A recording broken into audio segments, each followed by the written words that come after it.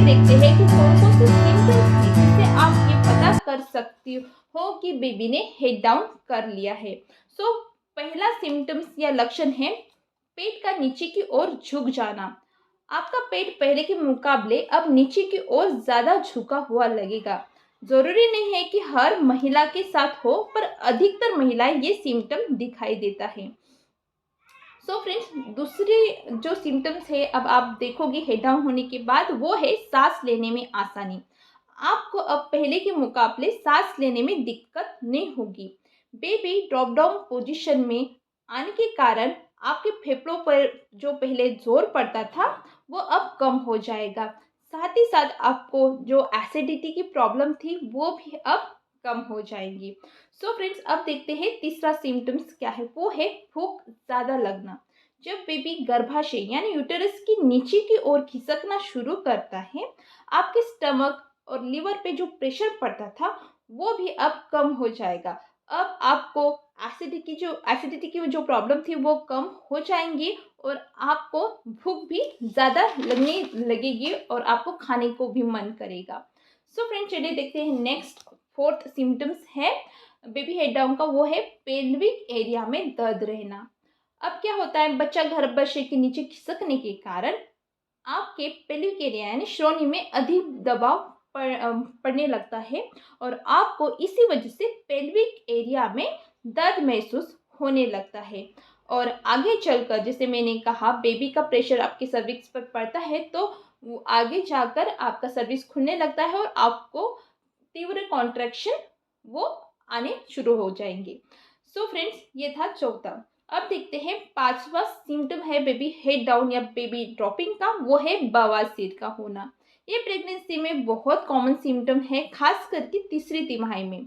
कब्ज और पेल्विक पर बढ़ते प्रेशर के कारण, साथ में ब्लड वॉल्यूम बढ़ने के कारण आपको एनएस यानी गुदा की जगह पर थोड़ी ब्लीडिंग भी हो सकती है। सो बवासीर होना ये भी हेड डाउन का एक लक्षण माना जाता है। अब देखते हैं सिक्स सिम्टम। वो है चलने में दिक्कत। जब बच्चा ड्रॉपिंग पोजीशन में आता है तो माँ की सेंटर ऑफ ग्रेविटी उसकी दिशा मतलब सेंटर ऑफ ग्रेविटी की दिशा बदल जाती है। इसी कारण खुद को संभालना थोड़ा मुश्किल हो जाता है। तब आपकी चाल है वो डक या पेंगुइन की तरह हो जाती है, जिसे डक वॉक या पेंगुइन वॉक भी कहा जाता है। सो फ्रेंड, चलिए देखते हैं सेवंथ सिम्टम्स बेबी ड्रॉपिंग का। वो है बैक पेन, मतलब पीठ दर्द। वैसे तो पूरी प्रेगनेंसी के दरमियान आपने बैक पेन एक्सपीरियंस किया होगा, पर इस बार जो बैक पेन होता है वो थोड़ा तीव्र यानी इंटेंस होता है। ऐसा लगता है मानो किसी ने आपके लोअर बैक पे झटका सा दिया हो। सो ऐसा आपको कई बार महसूस हो सकता है। सो फ्रेंड, चलिए देखते हैं 8 सिम्टम्स बेबी के हेड डाउन का। वो है पेशाब का बार बार लगना।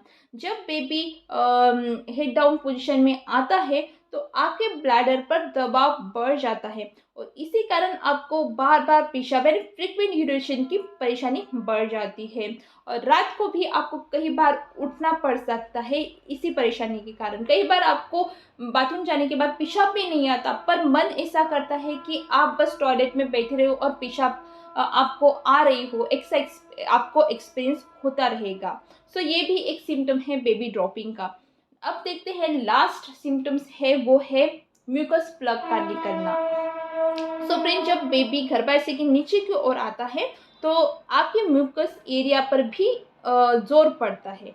ठीक है, म्यूकस प्लग क्या होता है? म्यूकस प्लग एक थिक जेली टाइप पदार्थ होता है जिस पर आपको खून भी दिखाई दे सकता है जब ये निकल के बाहर आता है।